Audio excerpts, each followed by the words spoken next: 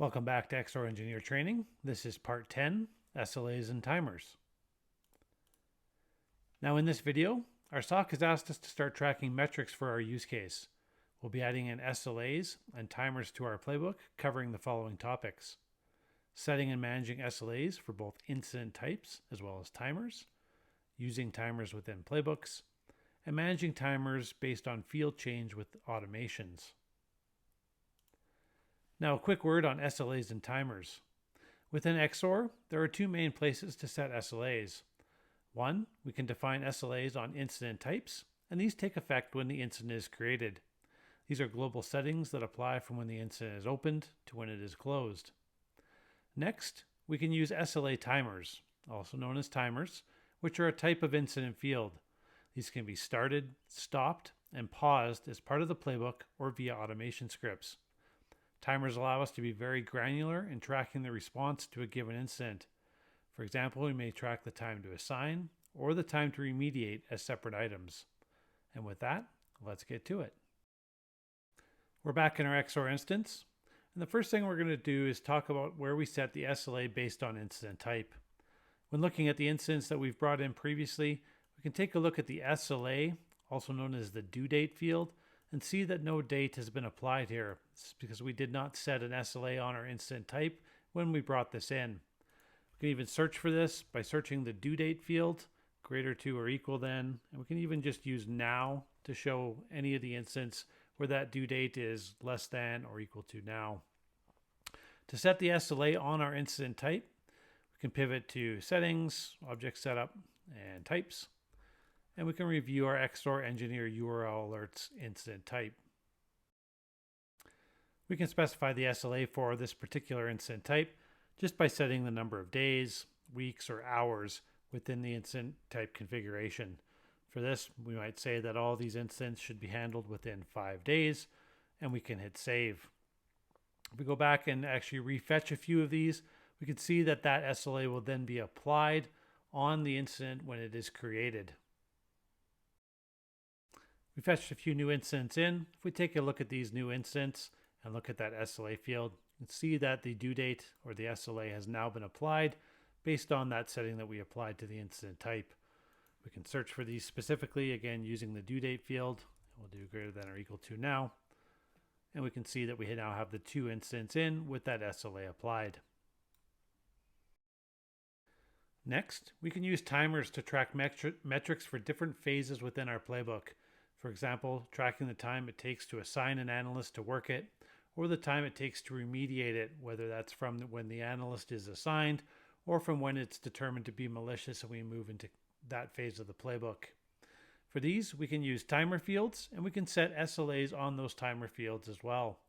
To that, we'll go to Settings and Object Setup and Incident Fields, and we can take a look at the out-of-the-box field for things like time to assignment.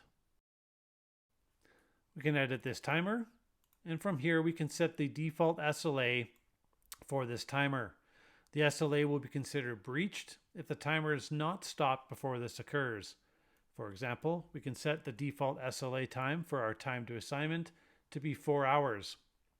We can then use this to create dashboards and reports showing where the incident timers have breached that SLA, or we can even have XSOAR run an automation script upon breach.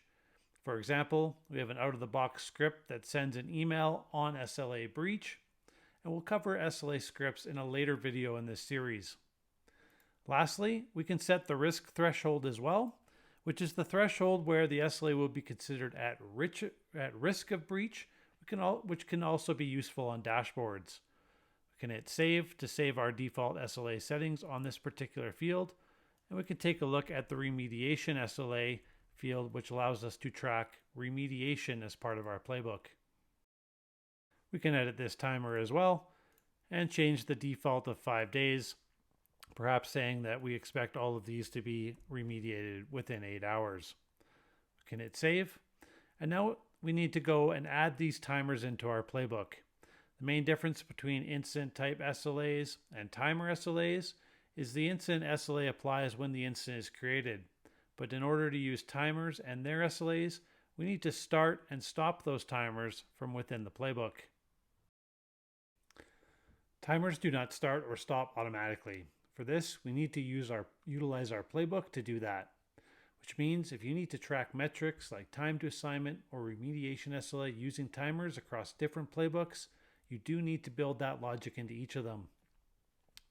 To start, let's add in our remediation SLA timer and have it start when the playbook enters the remediation phase. To start, we'll scroll down in our playbook to our remediation section header, give it a click, and view the timers tab. This tab allows us to start, stop, or pause timers.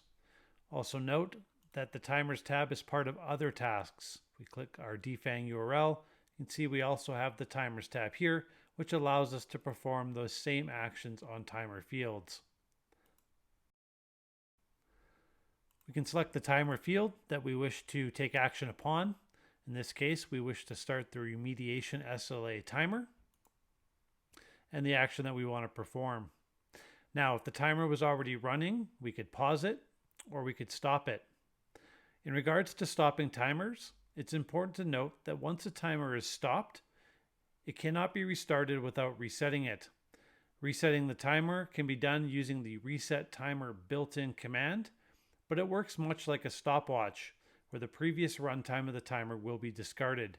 If you do need to pause a timer, we recommend using the pause function instead. Lastly, all timers are by default stopped when an incident is closed. For this, we'll start our remediation timer when the playbook hits this section, and we can hit OK to save that. Note the little timer icon that appears on the section header. This will also appear on other tasks where you may take action with timers and is worth calling out. Next, we need to account for our time to assignment. And for this, we need to first check to see whether an owner is already assigned. And if they are, we won't need to start time to assignment. But if they aren't, we'll start that timer. Now, we built our use case to allow analysts to trigger this incident type within XSOAR manually as well. In that scenario, they may have assigned themselves as the owner when creating that new incident. So in order to account for that, we need to first check if an owner is assigned before we start the time to assignment timer. We can do this with a simple conditional. We'll do this right after we've done the triage, looking up the users and setting the severities. We'll cut this line. We'll add a conditional. Is an owner assigned?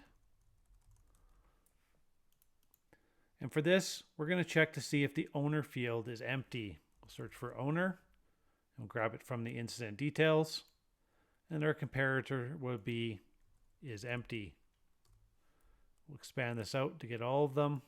Is empty, which just checks to see if that owner field is empty. Okay. And now basically on our yes path, if the owner is already assigned, we can continue down to here. Else, which is the one where it won't be assigned, we can add a section header to start the time to assignment timer. Call this start time to assignment. And we can select the timers tab and start the time to assignment timer. And for that, we can still link it up to the task below, auto align and save. This way, if an owner is already assigned, we won't start the time to assignment because we don't need to track that. If not, we'll start time to assignment and proceed on with the playbook. Lastly, we need to account for what happens when an owner actually is assigned. Our playbook isn't going to know when that action occurs. And for that, we can use an automation script to have the timer stop when an owner is assigned. For that, we can get out of here. We can go back to settings and object setup and incident fields, and we'll search for the owner field. If we select this field and edit, we can add a field change trigger script, which will run when the field changes.